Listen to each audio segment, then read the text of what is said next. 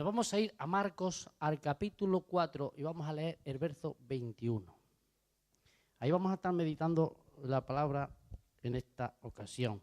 Leemos así. También les dijo, y les hace esta pregunta: ¿acaso se trae la luz para ponerla debajo de una vasija? En otras traducciones dice almudes o almude. ¿O debajo de la cama? ¿No es para ponerla en el candelero? Pues bien, nada hay oculto que no haya de ser manifestado, ni escondido que no haya de salir a la luz. Si alguno tiene oídos para oír, oiga. Padre, te damos gracias una vez más. Queremos bendecir tu nombre, proclamar tu grandeza en este lugar. Gracias porque una vez más podemos meditar en tu palabra. Te lo pedimos en el nombre de Jesús. Bien, la palabra almud o almudes, como te quieras llamar, en este caso serán los obstáculos. Vamos a hablar los obstáculos por la causa que no se manifiesta a través de nosotros la luz de Dios. Pero claro, aquí dice que la iglesia es una luz en este mundo. La iglesia somos nosotros. Y cada uno de nosotros tenemos la responsabilidad de manifestar luz. Somos instrumentos o canales a través de los cuales la luz de Dios se ha de manifestar en este mundo. Si Dios se va a revelar a través de nosotros. Se reveló a través de Cristo y ahora el Señor nos quiere transmitir su luz para que nosotros transmitamos su luz al mundo. Esa es la labor que tenemos la iglesia en el mundo, transmitir luz. Así que somos canales de bendición. Pero, ¿qué ocurre, hermano? Que muchas veces hay obstáculos. Y esos obstáculos son los que impiden que la luz se manifieste. Y yo quería resaltar algunos de esos obstáculos que impiden que esa luz sea manifestada. Porque una luz no es traída, como dice aquí, para ocultarla, sino para manifestarla. Tenemos la obligación de manifestar la luz. Así que el Señor nos ha puesto para que lo que escuchamos aquí, ¿verdad?, en oculto, entre paredes, lo llevemos ahí fuera. Gloria a Dios por la parte que nos toca a nosotros, que esa luz nos va alumbrando cada día. Pero esa luz que nos alumbra no es para que nosotros la almacenemos, la arrinconemos o la ocultemos, sino es para manifestarla a los que realmente están en oscuridad y en tinieblas. De poco sirve una lámpara si no alumbra o se oculta la luz. Es bien claro que cuando encendemos la luz aquí es para poder ver, porque si no estaríamos en oscuras. Entonces, la luz de Dios no ha venido para que nosotros la arrinconemos, sino para que nosotros la manifestemos. Ahora, hay causas, hermanos, las cuales pueden impedir que se manifieste esa luz. Por ejemplo, la autocomplacencia. Hay que tener mucho cuidado con esta situación. Tenemos que tener cuidado que no sea que empecemos a contemplarnos nosotros. Recuerde que Dios no nos ha puesto para que nosotros nos autocontemplemos. Nosotros no estamos aquí para esa cosa concreta, sino nosotros estamos aquí para glorificar a Dios, para revelar los secretos de Dios que nos han sido revelados, para compartirlos con otros. ¿Para qué, hermano, queremos almacenar cosas en nuestra vida si no estamos dispuestos a compartirlos con otros? De poco sirve, hermano, tener una nevera llena y no gastarla. Usted cuando llena la nevera, ¿para qué la llena? Para comérsela, porque si no se le va a podrir. Si usted la almacena y la deja en la nevera, puede ser que se aguante un tiempo, pero verá que con el tiempo tendrá que tirar si no lo gasta. De ahí que muchas veces nos descuidamos y tenemos que coger y tirar muchas cosas. Tiramos verdura, ¿verdad?, que se nos pasa. A lo mejor nos olvidamos de algún producto que durante un tiempo la nevera lo mantiene, pero con el tiempo también pierde calidad o lo encontramos malo, porque tiene su tiempo todo. Así que el propósito no es llenar la nevera para decir que tengo una nevera llena. Hay cristianos que dicen, mire, yo tengo mucho de Dios, pero si no lo compartes con nadie. si no lo compartimos con los demás, si no estamos dispuestos a revelar lo que recibimos de Dios con otros, ¿qué es lo que estamos haciendo? Reteniéndolo para nosotros, para nuestros propios caprichos e intereses. De ahí que tenemos que tener cuidado que no caigamos en esta situación. La autocomplacencia es muy peligrosa. No tenemos que mirarnos siempre hacia nosotros, no tenemos que ser egoístas. Tenemos que ser más dados a los demás. Es bien, os hacemos bien con estar aquí, gloria a Dios, alabando al Señor, reuniéndonos como iglesia, meditando en la palabra, aprendiendo un poquito más de lo que ya sabemos, pero aumentamos el conocimiento al escuchar la palabra. Todo eso está muy bien, hacemos bien. Pero esto es para que lo compartamos con otros. Muchas veces, hermano, sí que somos muy fieles en servir a Dios en este aspecto, en esta área de compromiso en la iglesia. Todos, ¿verdad?, nos esforzamos por venir a las reuniones, todos procuramos, pues, alabar juntos a Dios, está muy bien, pero en cambio nos olvidamos del servicio a los demás. Entonces, es un servicio incompleto. Está bien que, en primer lugar, tenemos que recibir de Dios, pero también tenemos que tener en cuenta que lo que recibimos de Dios es para compartir con otros. Así que esto puede ser un obstáculo para que no llevemos a los demás. Y es lo que Jesús les advierte a sus discípulos. Un momento, yo les estoy compartiendo cosas muy importantes a solas. Cosas que no estoy revelando a los que están ahí fuera. Pero no se olvide que lo que yo les estoy compartiendo en secreto, lo que nosotros recibimos en la iglesia, no es para que lo ocultemos, sino para que lo manifestemos. Amén. Eso significa, por ejemplo, edificar el templo. Edificamos la iglesia, pero también estamos de alguna forma edificando un templo para que muchos otros vengan a alabar a Dios. Debemos de seguir haciendo la labor, hermano. La iglesia es el templo de Dios, es el templo del Espíritu Santo, dice. Cada creyente somos templo del Espíritu Santo. Y en conjunto somos la casa de Dios. ¿Para qué se edifica la casa de Dios? Para que muchos otros vengan también a alabar a Dios en el templo, amén, junto a nosotros. Por tanto, tenemos que ir compartiendo y transmitiendo estas verdades. ¿Qué hay otra cosa que puede impedir que la luz no se manifieste? El resentimiento. Hay que tener mucho cuidado con el resentimiento, hermano. Hay muchos hermanos resentidos. El resentimiento nos va a impedir actuar libremente. Si permitimos el resentimiento, muchas veces hay rencillas entre los hermanos. Hay conflictos entre los hermanos. Y el problema es que ese conflicto nos paraliza. Es un obstáculo grande, hermano, el resentimiento. Usted no guarde nunca resentimiento por cualquier cosa que le haya hecho con cualquier hermano. Usted no debe de guardar resentimiento por nada, porque si usted mantiene resentimiento y si somos gente que nos resentimos fácilmente, es muy difícil que Dios nos pueda utilizar, porque hay un obstáculo que no nos deja libres. Eso oprime nuestra vida espiritual, oprime nuestro corazón. Cautiva, hermano, muchas veces nuestros pensamientos.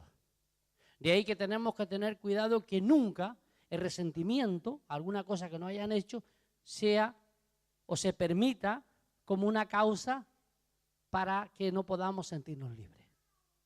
Inmediatamente, hermano, si hay alguna rencilla con algún hermano, hay que resolverla.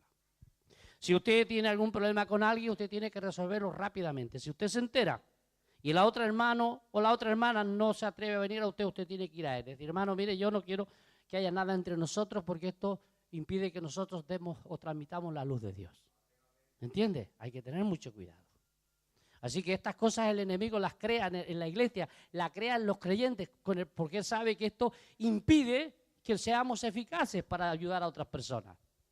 Hermano, muchas veces el resentimiento puede llevar a las personas a una raíz de amargura y se empieza a amargar la persona. Y no hay cosa peor que una raíz de amargura en un cristiano, porque dice que lo contamina todo, porque se vuelve criticón, murmurador, no está contento con nada, esparce mal por todas partes, porque está una persona resentida, está herida. Eso es un problema que hay que resolver inmediatamente. Esas cosas no se pueden permitir en la iglesia. Así que, hermano, si usted tuviera algún resentimiento contra alguien, de inmediato, ¿qué es lo que hay que hacer? Resolver el problema. Porque al fin y al cabo, hermano, mire, usted fíjese cómo le trata al mundo y lo aguanta. Porque usted está trabajando con alguien y le maltrata, le maldice, le pega a veces hasta una patada y usted se aguanta. ¿Por qué se aguanta? Porque dice, es que ese es un inconverso. Pero en cambio, cuando nos hace algo un hermano, ya... Así que aguantamos el chaparrar del malo, pero no aguantamos ni una pequeñita ofensa del hermano. ¿Por qué, hermano, hermana? ¿Por qué? ¿Por qué? Porque el diablo quiere que seamos así.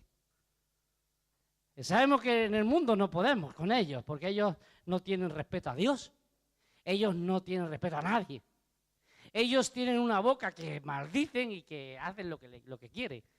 Y nosotros decimos, porque fíjense cómo es. Pero cuando se trata de un hermano, ya ahí está la rencilla, ya ahí está el problema, ya ahí está, te lo guardo. Ay, hermano, esas cosas impiden que usted sea eficaz, o hermana, que usted sea eficaz para la gloria de Dios. Así que no permita que nada que le hayas hecho a alguien dentro de la iglesia le crea resentimiento. No guarde resentimiento porque a la larga se le va a crear un cáncer en su propia vida. Estas cosas hay que destacarlas inmediatamente. Las confesamos a Dios, las confesamos a los hermanos y nos ponemos a bien con ellos. De que cuando alguien me hace algo a mí, yo ya no se lo tengo ni en cuenta. En mi defensa, me dice alguien algo. Gloria a Dios. Peor para ti, ¿no? Yo por mi parte no tengo ningún problema. Y si veo que el hermano empieza a sentirse molesto, mal, pues voy y le digo, hermano, ¿qué te pasa? O hermana, ¿qué te pasa? ¿Por qué? Porque no hay que permitir que estas cosas, hermanos, estén en nuestra vida porque crean un problema interior en la vida espiritual. Otra de las cosas que hay que tener cuidado, hermano, es con la dureza de corazón. A veces somos duros de corazón. Usted sabe el problema que es la dureza de corazón. Usted sabe que lo que endurece el corazón es el pecado. Usted sabe que la causa de la dureza es el pecado. Es decir, con pecados permitidos endurecen nuestro corazón. Son un problema. Así que si nosotros no queremos que nuestro corazón te endurezca, no debemos de tolerar el pecado. El pecado no debe estar en nuestra vida, porque por naturaleza se va a ir endureciendo. Usted a lo mejor no lo va a ir notando, porque se va endureciendo poco a poco. Pero llega un momento que usted va a encontrar un enfriamiento. Eso ya es un corazón endurecido. Cuando hay enfriamiento espiritual es porque hay un corazón endurecido, hermano. En cuanto usted descubra que hay tibieza o hay una frialdad hacia las cosas de Dios, es porque el corazón se endureció. Es como una piedra. ¿Usted ha tocado una piedra? Sobre todo en invierno. Es fría. ¿Por qué? ¿Por qué está fría? Porque hace frío. ¿Por qué se endurece nuestro corazón? Porque el pecado crea, y eso crea una frialdad dentro de nuestra vida. Y esa es la mejor forma de descubrir cuando un corazón está endurecido. Otra de las causas que puede traernos problemas para que no manifestemos, porque claro, un corazón endurecido poca luz puede transmitir, es la desobediencia, hermano. Es muy importante que nosotros sepamos distinguir entre lo que a Dios le agrada y lo que a Dios desagrada. Desobediencia, hermano, puede ocurrir de muchas maneras. La desobediencia es algo que puede ocurrir de cualquier cosa que hagamos. Es decir, cuando nosotros sabemos que tenemos que hacer algo y no lo hacemos, estamos desobedeciendo. La desobediencia nos crea también un problema interior. Usted ya sabe en la Biblia, en muchos pasajes, de personas que desobedecieron la palabra de Dios. Y también conocemos las causas, los problemas. No solamente en personas carnales ocurra la desobediencia, sino en aquellos que son considerados espirituales o consideramos personajes espirituales en la Biblia, todos ellos de alguna forma, en algún momento también actuaron en desobediencia. E inmediatamente que ellos desobedecieron a lo que Dios les había dicho o que ellos conocían que Dios no les gustaba que hicieran, de inmediato hubo unas consecuencias. Por ejemplo, David es uno de los personajes que creemos más espirituales en la Biblia. Uno de ellos, hay muchos otros. Pero lo consideramos como un hombre espiritual, por su entrega, por su compromiso y por su pronto de resolver los problemas cuando los cometía. Por tanto, era una persona que demuestra una espiritualidad muy importante en la Biblia. Pero también cuando estudiamos la historia de David, vemos que también él cometió grandes errores, es decir, desobedeció la palabra de Dios. Una de las peores que cometió fue cuando censó al pueblo. Fue peor, hermanos, que el adulterio que cometió. No quiere decir que el adulterio no le trajo unas causas a David, porque inmediatamente que David cometió adulterio, se levantó la espada dentro de su hogar. Se empezaron a matar entre sus hijos. Usted ya se acuerda de la historia. Hubo una rebeldía en su propio hogar de quitarle el trono. Estas fueron las causas del adulterio de David, porque Dios mismo se lo dijo a través del profeta: no se apartará la espada de tu casa por el pecado que has cometido. Así que hubo unas consecuencias. Pero cuando él censó al pueblo, que fue un acto de orgullo, de confiar en el número, cosa que es muy peligrosa, dice que eso trajo un desastre nacional. El censo del pueblo trajo un desastre nacional. Así que el pecado de adulterio trajo unas consecuencias en su hogar, en su seno, pero el pecado de orgullo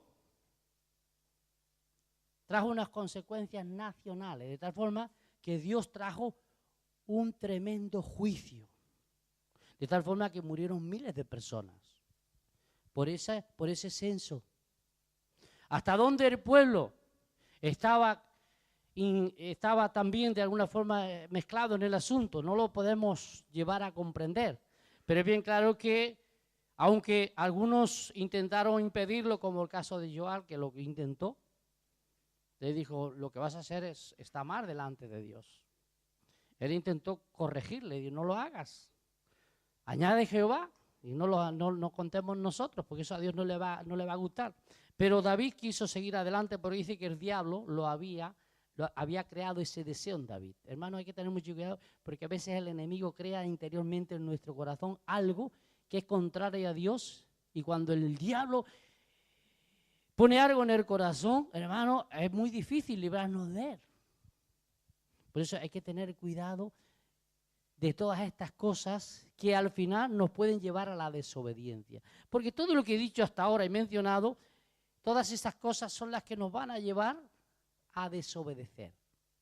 Y va a llegar un momento, hermano, que la desobediencia va a ser algo normal en nosotros. Cuando nosotros permitimos todas estas cosas, llegará un momento que el desobedecer será parte de nuestra vida y no nos importará. Nos hemos habituado a esa forma de vida y la vemos como algo normal. Pensamos que hasta estamos haciendo bien, que al fin y al cabo no lo merecemos, que es bueno que vivamos de esa manera. Hermano, hay que tener mucho cuidado, porque estas cosas son las que impiden que nosotros podamos ser eficaces en la obra de Dios, que podamos ser útiles con el propósito para lo que Dios nos ha llamado. No olvide, hermano, que Dios trata a su pueblo diferente a como trata el mundo. El mundo es tratado por Dios de una forma. En cambio, cuando nosotros estudiamos el trato de Dios con su pueblo, es muy diferente. Hay cosas que Dios le tolera al mundo y Dios les pedirá cuentas a su debido tiempo. Y Dios deja al mundo que viva como quiera. Se vuelve rebelde, es pecador, le blasfema, hace todo lo que quiere y Dios lo permite, pero un día Dios los va a juzgar. Pero Dios no les mata, a veces ni les quita el trabajo, ni les deja, todo lo contrario, les deja que prospere, que hay gente que es muy mala, y hermano, y fíjese que son grandemente bendecidos. Imagínense el sistema comunista, hermano, personas ateas, personas que no creen en Dios, que se oponen para que otros crean en Dios, y han vivido y han muerto de viejos. Y ahí tenemos, por ejemplo, no me gustaría mencionar nombres, pero ahí tenemos a responsable principal del Partido Comunista. Usted lo que sabe quién era, ¿no? Yo no voy a dar nombres, pero hubo uno, y especialmente dos, una mujer y un hombre. No, yo no sé si ustedes recuerdan cómo se llama, pero yo no quiero dar nombres. Pero han sido dos personas que han vivido muchos años, han muerto muy viejos. Y eran totalmente ateos. Influenciaban que Dios no existía. Y Dios les ha permitido vivir muchísimos años. Pero, pobrecitos, porque ahora Dios les va a pedir cuenta. Y no solamente de su ateísmo, sino de la influencia del ateísmo que han llevado a otros también. Dios les va a pedir cuenta. En cambio, hermano, muchas veces a los cristianos, que somos gente que de alguna forma pues hacemos lo posible por agradar a Dios, a veces pasamos por unas miserias. Tenemos que enfrentar unas grandes dificultades. En cuanto hacemos algo, inmediatamente sentimos que la vara de Dios está por ahí. Nos empieza a corregir. Y gracias a Dios. Amén. Porque si no, ¿a dónde acabaríamos? A veces Dios tiene que utilizar la vara. Bueno, porque usted tiene que darse cuenta que usted tiene un trato de Dios diferente al mundo. Muchas veces pensamos que Dios nos trata a todos igual. No es cierto. Si usted estudia la historia del pueblo de Israel, Dios trató a su pueblo de una forma y trataba a las naciones de otra manera. Y eso es una cosa que tú y yo tenemos que entender, que tenemos que comprender, que Dios nos trata a nosotros diferente. ¿Pero por qué nos trata diferente? Porque nos trata como hijos. Y como hijos Dios nos tiene que corregir. Amén. Todo buen padre corrige a sus hijos. Y el padre que no sabe corregir a sus hijos o no los corrige a su debido tiempo, después tendrá problemas. Así que Dios, para no tener problemas, que yo sé que Dios no tiene ningún problema, sobre los problemas tenemos nosotros, pero es un ejemplo. Pues antes nos corrige. Y si no entramos por vereda de una forma, pues nos meterá por otra. Pero tarde o temprano nos hará entrar por vereda. Y si no, como dice la palabra, Dios le quita la vida. A los muchachos le quitan la vida a cualquier cristiano para que no se condene con el mundo. Eso lo vemos claro en las Escrituras. Si una persona persiste en el pecado, tarde o temprano, Dios lo frenará de una forma o de otra. Lo está tratando de esa manera, ¿por qué? Porque es nuestro Padre y porque quiere lo mejor para nosotros. Y Él sabe que si nosotros andamos correctamente y nosotros evitamos todos estos pecados en nuestra vida y nos consagramos y vivimos para Dios, entonces Él puede bendecirnos abundantemente. Él quiere que nuestra vida espiritual sea bendecida en primer lugar y después nos añade todas las demás cosas. Somos privados, hermano, cuando nosotros no aprendemos la lección de Dios. Tenemos que aprender la lección rápidamente, porque de esa forma vamos a abrir las ventanas de los cielos. Las ventanas del cielo se van a abrir sobre nuestra vida. Pero muchas veces las ventanas de los cielos están cerradas. ¿Por qué? Porque no hacemos lo que Dios quiere. Porque Él ve que no tenemos compromiso. Porque Él ve que nosotros queremos vivir una religión superficial. Él ve que nos queremos engañar. Y de alguna forma queremos engañar a los demás y a Dios. Él lo ve todo esto, hermano. Para Él no hay nada oculto. Dice el autor de los Hebreos que todo está descubierto delante de Dios. No hay nada que no esté descubierto a Dios. No hay secreto, hermano, no hay motivación, no hay intenciones en nuestro corazón que no conozca a Dios. Conoce nuestros pensamientos, conoce las decisiones de antemano. Él no lo ignora, no ignora nada de todo esto. Por eso, ¿qué es lo que tenemos que hacer? Señor, si tú conoces mis motivaciones, si tú conoces mis intenciones, si tú conoces mis pensamientos en lo más profundo de nuestro ser, Él los conoce, hermanos, ¿cómo vamos a actuar contrario a la voluntad de Dios? Es muy importante, hermano. ¿Por qué? Porque el propósito de Dios, como vemos en este pasaje y muchos otros, el Señor había llamado a un grupo de discípulos para compartirle sus secretos. Hermano, el Señor quiere compartir sus secretos con sus discípulos. Quiere revelar su verdad a sus discípulos. Quiere que tú y yo aprendamos las cosas profundas de Él para que las podamos compartir con otros. Pero si Él las comparte, pero hay todos estos obstáculos en nuestra vida, es muy difícil que podamos ser canales. ¿Por qué? Porque somos canales muchas veces rotos, tenemos obstáculos. Hermano, si no amamos a Dios con todo nuestro corazón, con todo nuestra mente, con toda nuestra alma, como es uno de ese mandamiento importante, ¿qué vamos a transmitir a otros, hermano? El Señor te ama, pero yo no siento ese amor. Hermano, no comparta el amor de Dios si tú no lo sientes. Tiene que arder el amor de Dios dentro de tu corazón para que pueda llegar a otros.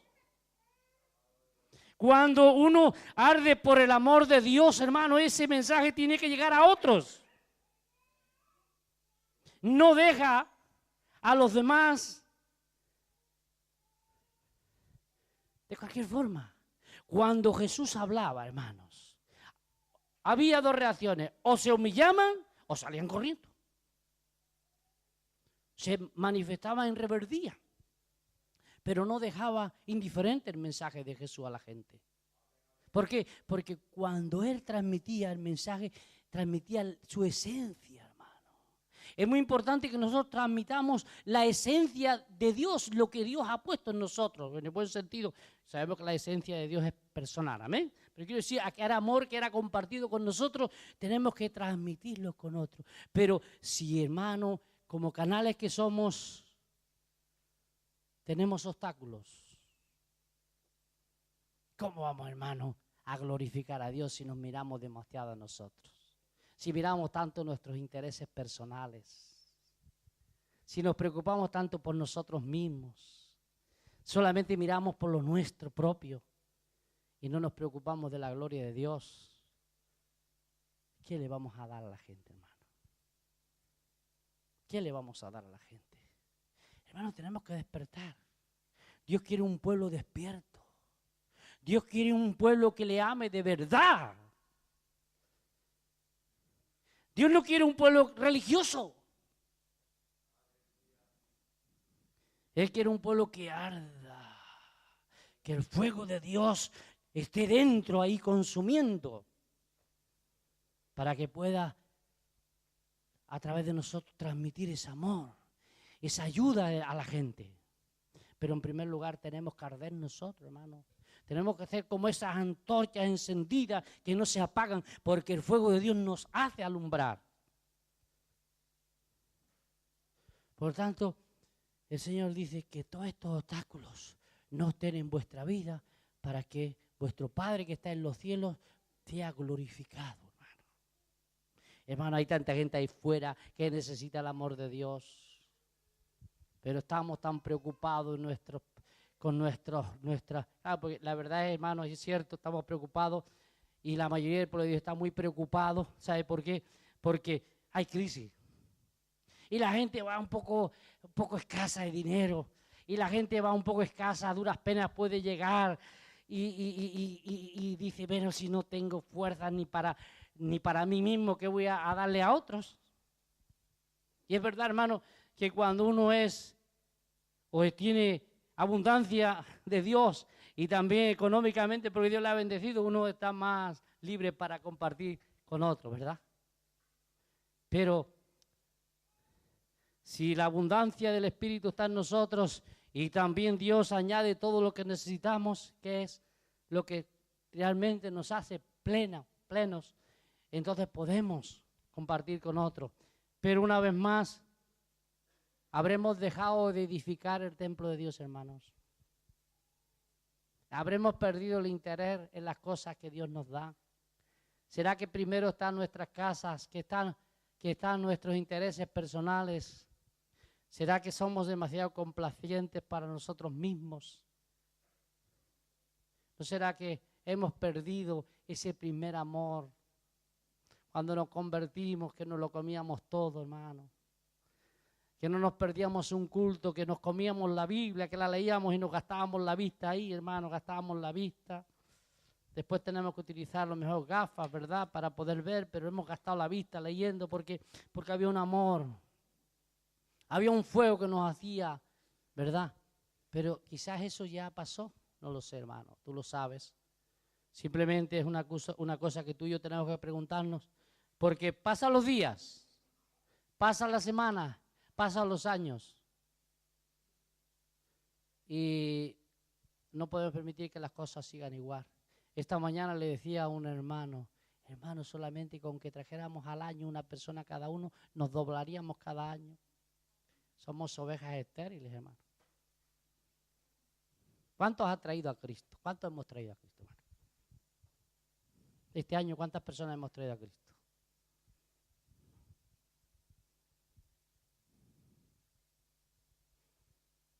Si este año traemos cada uno, el año que viene seremos 300. Pues somos unos 130, 140, 150. Bueno, pues el doble. 5 años aquí. Bueno, hemos crecido algunos, gloria a Dios. Pero deberíamos habernos ya, como se dice cuando son 5 veces más. No sé cómo se expresa, pero 5 veces más. Si llegamos aquí, ¿cuántos llegamos? 70, 80, yo no me acuerdo cuántos éramos el número. Pues vamos a poner 80, 8 por 5. ¿Cuántos seríamos? 400, 500. Estamos escasos, hermano. Vamos a empezar pronto un nuevo año. ¿Vamos a seguir igual? ¿No? Nosotros lo veremos el año que viene. Vamos a ver si reaccionamos.